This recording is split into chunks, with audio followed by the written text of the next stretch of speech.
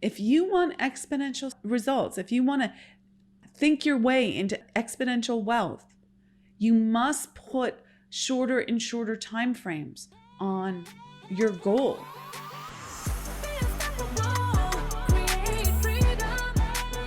The Thinking Yourself into Exponential Results series on the podcast comes to you every Saturday morning and takes what we discuss in the Morning Mindset Club, compiles it into one easy to access recording, and gives you some killer bonus content at the end that's not to be missed and only available here. So let's dive right in. We're still in the chapter on imagination, and this section is called What I Would Do If I Had $1 Million. So that's your very first, before we go a step further, that's your very first action right now, is to think, what would you do if you had $1 million? Short little lesson today in imagination. We are going to dive into this story that is in this section in the upcoming recordings for you, upcoming days for you. But for right now, ask yourself what you would do if you had $1 million. Can you imagine what that would be like? Think about usually when people come into a lot of money, the first thing that they do is they settle up all the things that are hanging over them. Maybe they have some credit card debt, maybe they have student loans, things like that. And then they go on a little bit of a buying spree. Maybe you'd buy yourself a nicer car, you move into a nicer house, maybe you'd buy nicer clothes.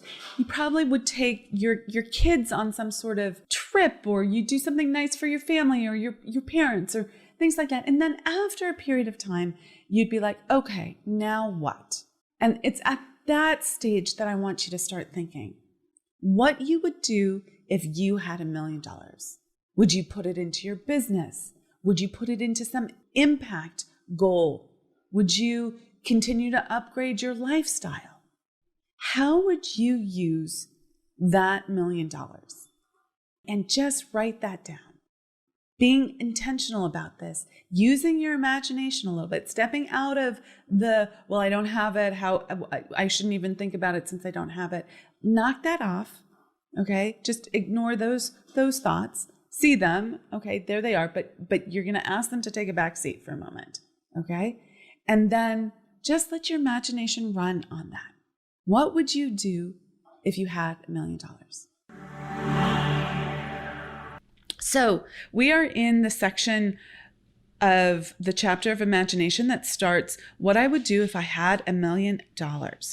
And Hill goes on to say in this section that this story that he's about to tell you proves the truth of that old saying, where there's a will, there's a way. So will is the mental faculty that allows you to hold an idea in your mind's eye consistently. It's the mental faculty that allows you to consistently keep your goal present so that you take action on it. It's a mental faculty of focus and concentration. So if there's a will, meaning you have the focus, the concentration, the ability to keep that clear in your mind's eye, you will figure out a way. And the will and the imagination work hand in hand together. Always have, always will. So in terms of creation. So sometimes people imagine things once and they don't go back to it. That's not using your will to keep it front and center for yourself. Some people use something called willpower, but that's very different than will. That is a force. Force negates. That's going to push things away from you, make things harder. You want to use this mental faculty that you have of concentration to hold what you want in your mind's eye and keep it present for yourself. Okay. In this story, he tells of a educator and clergyman named Frank Gonzalez, who was preaching in Chicago. And he had the idea that our current educational system had all these defects, and he wanted to right that situation. And that was his deepest desire. Okay, that's important. It was a deep desire, was to become the directing head of an educational institution in which young men and women would be taught to learn by doing. So he had a very clear idea of what he wanted. And he made up his mind to organize a new college in which he could carry out his ideas without being penned in by the old ways of teaching. But he needed $1 million to put the project in play, to make it happen. And that was a huge sum of money. Now, remember, back in the day that Hill was writing this, which was in the 20th century, back, in the 1920s and 30s, $1 million was a lot more money than it is now. I think I don't know what the exact recalculation of that would be in today's dollars, but it might be 10 million or 100 million. It would be a significantly more amount. Think about what it would cost to create a whole college, if you will, and start a whole institution of higher education. It would be a significant sum of money. So he had this idea. He was holding it in his mind's eye, but he didn't have the money for it. And every night, Hill says, he took that idea to bed with him, and he got up in the morning with it, which means that he was obsessive about it. It was a burning desire. It wasn't a passing fancy. And he kept thinking about it and kept thinking about it and kept thinking about it. So this is super, super critical. There is oftentimes a gestation period where before you take action. There's a gestation period where you have the idea and you keep turning it over and over in your mind until the ways and the means come to you, until the action comes to you that you need to take on the idea. So for today, I want you to think, what's your big idea, if you have one, and how much money is it going to require? And then, is it a burning desire? Are you thinking about it when you wake up in the morning and when you go to bed at night? And if you're not, why do you think that might be? That's a very important thing to get clear on.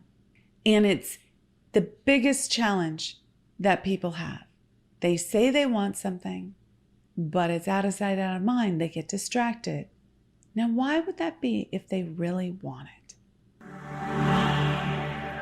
So I want to read you this next section. Hill says, being a philosopher as well as a preacher, Dr. Gonzalez recognized, as do all who succeed in life, that definiteness of purpose is the starting point from which one must begin. Listen to that. As do all who succeed in life.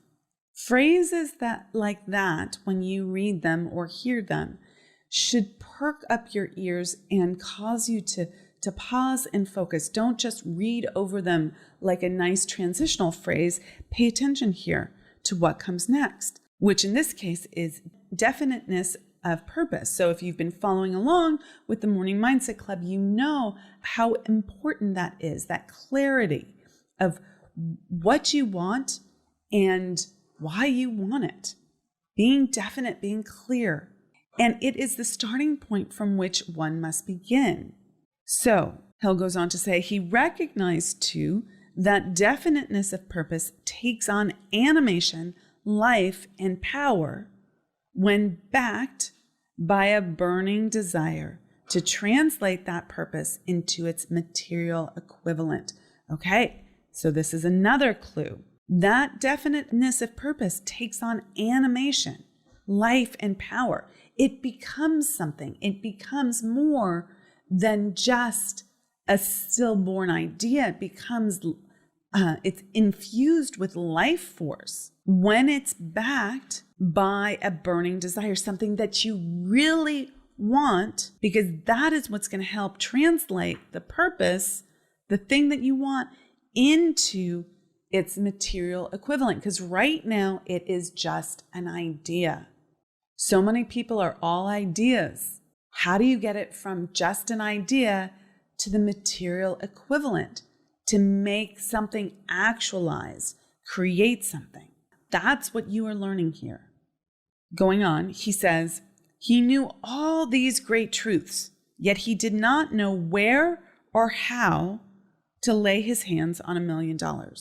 The natural procedure would have been to give up and quit by saying, oh, well, my idea is a good one, but I cannot do anything with it because I never can procure the necessary $1 million. That is exactly what the majority of people would have said. But it is not what Dr. Gonzalez said. What he said and what he did are so important that I now introduce him and let him speak for himself.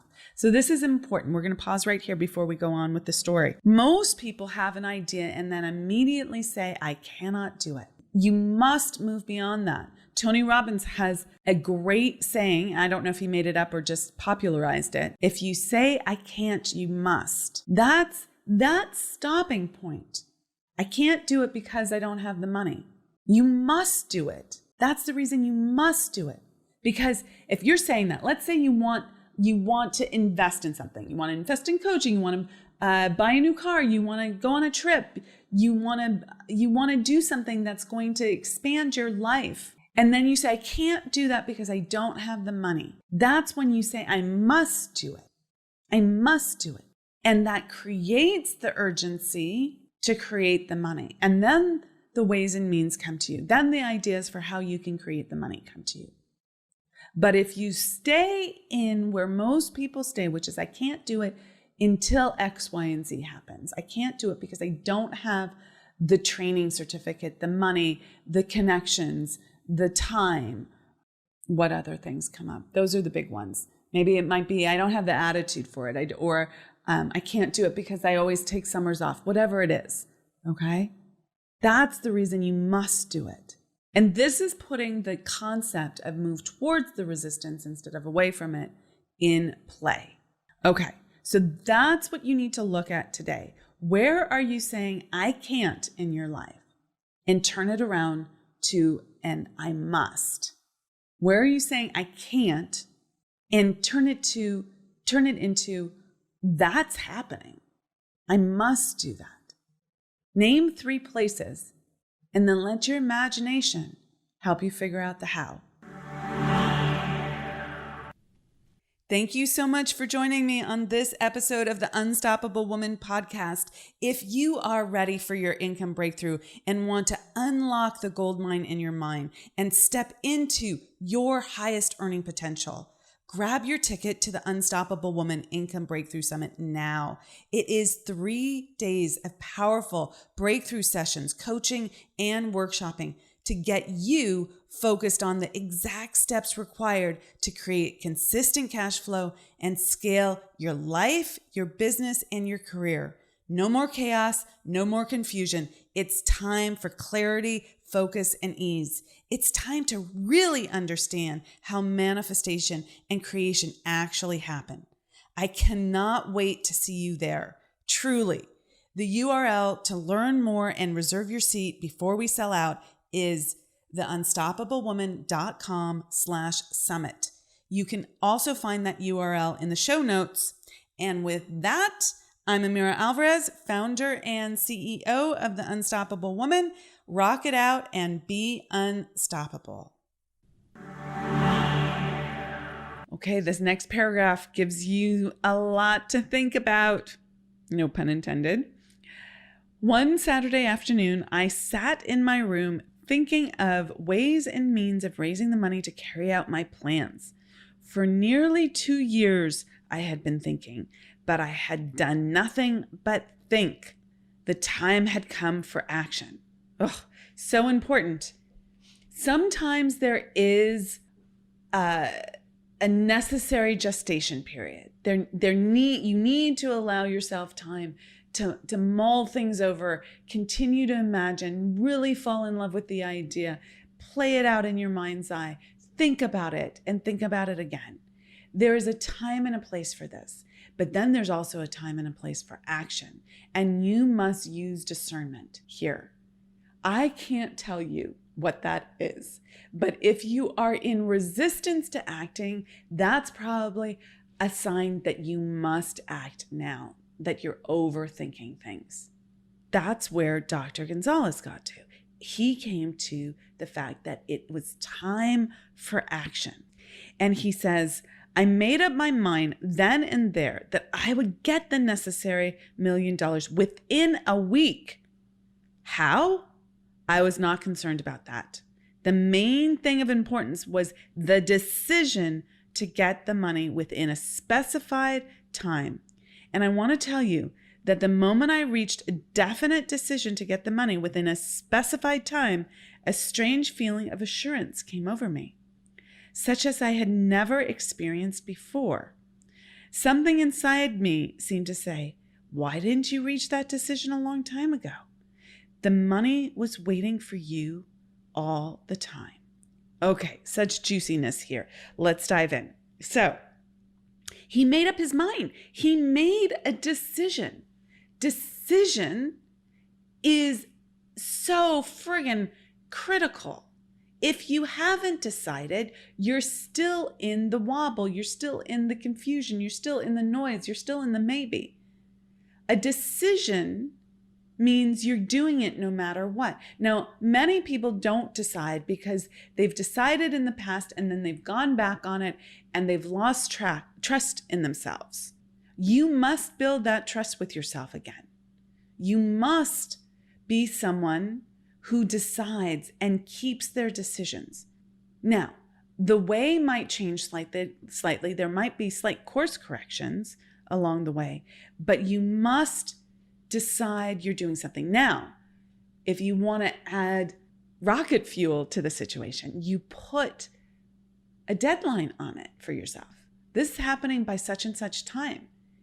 Now, most people are unwilling to do that because they are afraid of disappointing themselves. They're unwilling to put a time frame on something like making a certain amount of money, because what if they try and they fail?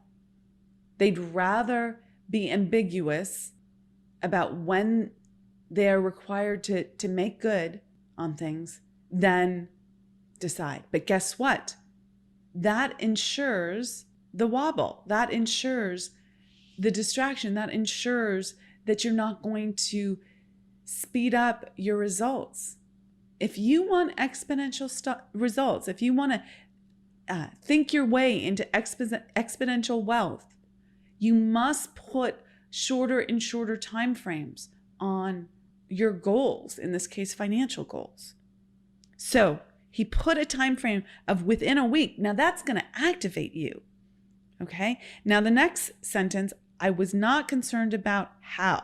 Super important. At that moment, when you make the decision, you don't need to know how. The how comes after the decision is made. Always has, always will. Know that. You make the decision first, not with a wobble, but clarity. Yes, this is happening. And then the ways and the means come to you. So he reaches a definite decision with a specified time. And that is what you need to do as well. So your action for today is, how much money do you want to make? And can you shorten the period of time in which you do it in? Now, maybe you have an annual goal, or maybe you have a 3-year goal that you're going for. What if you chose a goal that you wanted to make in the next week, and then you decided you were going to make that?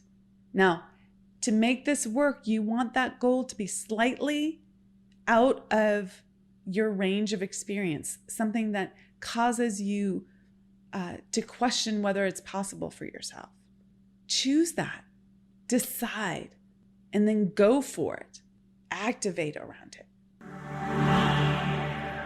Next up in this story of Dr. Gonzalez and his $1 million, he says, things began to happen in a hurry. I called the newspapers and announced I would preach a sermon the following morning entitled, What I Would Do If I Had $1 Million. So this little paragraph that you could easily pass over has such an important nugget. He made his goal, his dream, his desire public. He said, I am doing this. I am going to preach on this. Hold me accountable, world. He used the fact that when you say something to someone else, when you declare that you're going to do something to someone else, you will do that. You will do it more likely than not. Most people use the interior feeling of potential shame about not doing something and being seen for not doing it as a way to motivate themselves. Usually that is unconscious. That is not a conscious choice that you are making, but you can use this now that you know it as a conscious choice that you make for yourself and use it as motivation to do the thing that you are perhaps a little scared to do, like tell the world what you want, share your big dreams and say, I am doing this. Now, there's a time and a place to hold your cards close to your chest and not share your big dream and desire with other people. You want to be careful about who you're sharing this with and whether you have the internal resources to say F you to anyone who rains on your parade, or you have clear enough boundaries that you don't let someone else's noise get in and start causing you doubt. That said, using public accountability, I am going to do this, is a great way to get yourself motivated and move over some of the fears of taking action. So that's point number one in this little paragraph. Use public accountability for yourself to say, I am doing it. This is what I'm doing. Now, he also preached a sermon the following morning. He didn't do it 20 months down the line. He did it the next day. Quick action, quick decision, quick action. Okay, don't delay. Close the gap on time. Additionally, he says, he entitled that sermon, What I Would Do If I Had $1 Million. So it was very clear what this was about.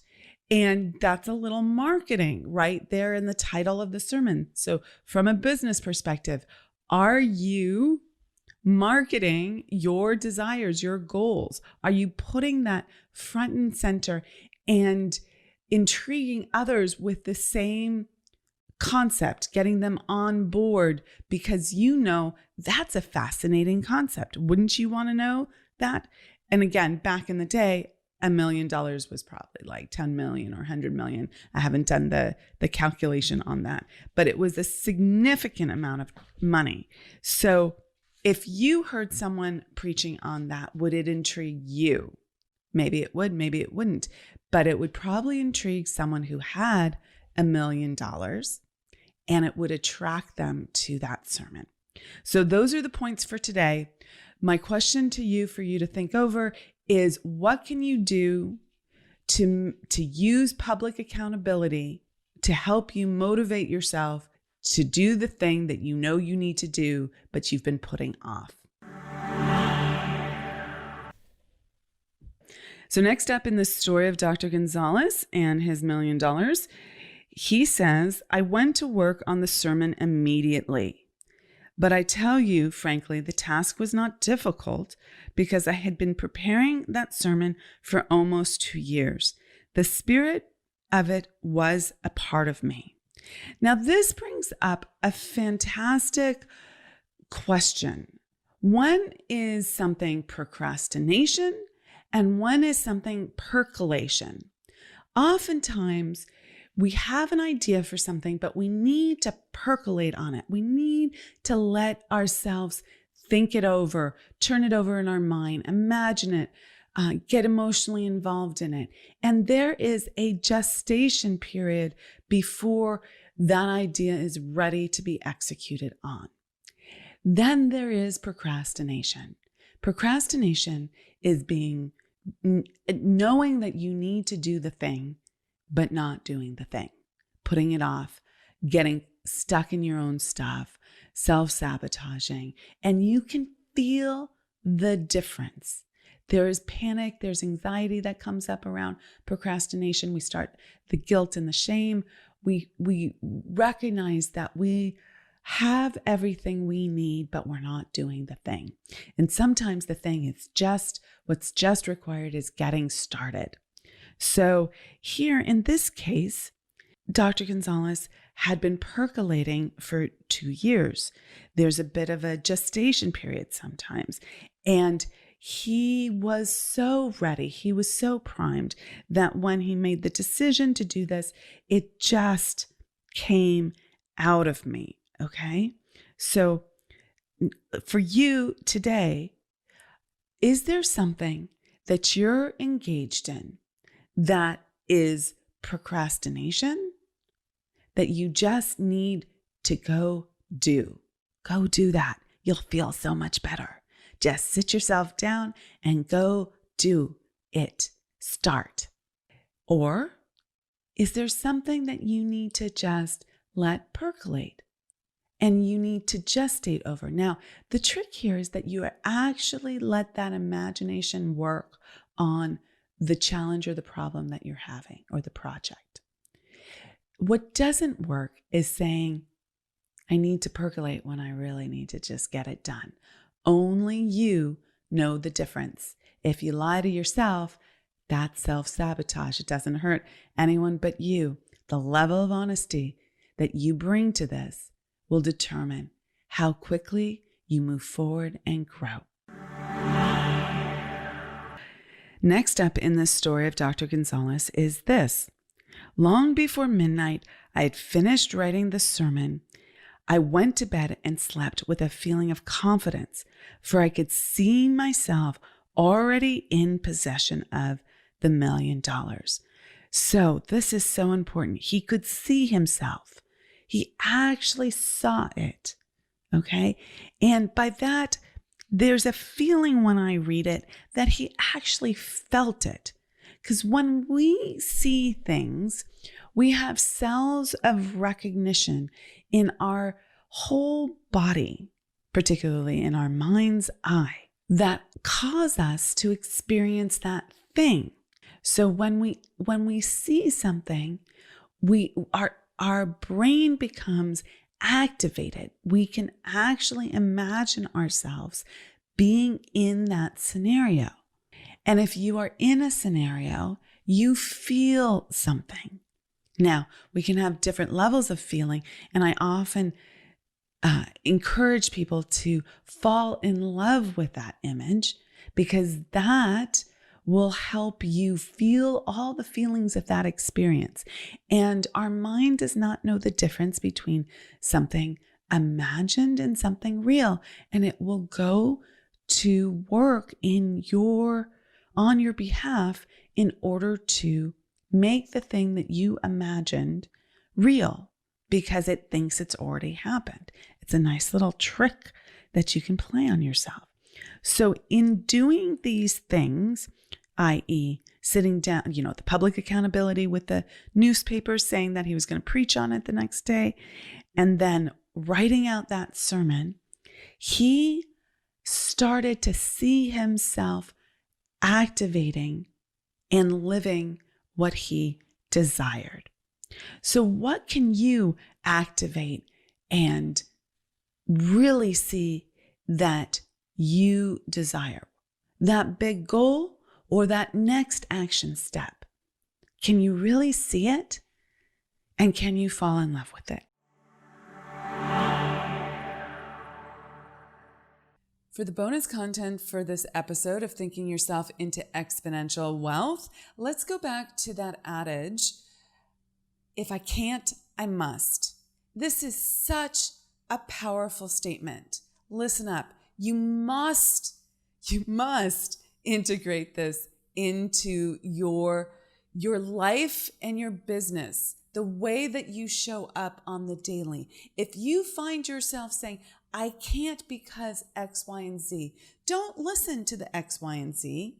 Go do the thing. I talk to my clients all the time about closing the gap on time. doing the things now that are the needle moving things that you want to put off, that you have great excuses for putting off, great reasons for putting off. Do them now. If someone writes you back, write them back right away. If you say to yourself, let's say you get some feedback and you're like, oh, I can't deal with that now. I have to deal with it later because X, Y, and Z has come up. No, go do that right now. That little I can't is an indication that you must go do that. I don't have time for that. I can't do that right now. No, you must do that right now. Now, let's be clear. Everything isn't urgent. You don't want to be in complete reactivity mode. That said, most people say I can't to the things that really need to get done and really have to happen sooner than later. So when you say, I'm overwhelmed, I can't do that, actually pause and think, is that really just a 5-minute exercise, but the worry, the doubt, the fear is getting in your way? Could you just bang it out? And then it would be done and you wouldn't be circling back in your head every 5 minutes thinking, oh shoot, that's still on my to-do list. I got to get that done. Or I can't do that because I don't have the training or the expertise. What if you had to do it? What if you just did it anyways? That's the reason why you must do it and prove to yourself that you actually are the expert that you are. What if you can't? You're saying, oh, I can't call that person. That person's too big for me, right? Too much further ahead, would never answer my call, would never respond to me. That's the reason to call. You must. This is a way to up-level your life so quickly. So if you can't, you must. Go make that happen for yourself today. Don't put it off one iota longer. Okay. I'm Amira Alvarez. Rock it out, be unstoppable, and I'll see you in the next episode. Thank you so much for joining us and for being part of the Unstoppable Woman movement. This special series is a part of our Morning Mindset Club and comes to you here on the podcast every Saturday morning. If you'd like to join the Morning Mindset Club at no charge, you won't have to wait a whole week and can listen to this series in short daily snippets every morning. Plus, you'll get a quick implementation practice and mastery check-in to go along with it. You can find the Morning Mindset Club info in the show notes below, or just head over to theunstoppablewoman.com/mindset club. And as always, please share this podcast with 2 or 3 women who are ready for exponential growth and exponential wealth. And if you're game, we always appreciate a review on iTunes. That really helps us reach and elevate more women. Thanks so much, and be unstoppable.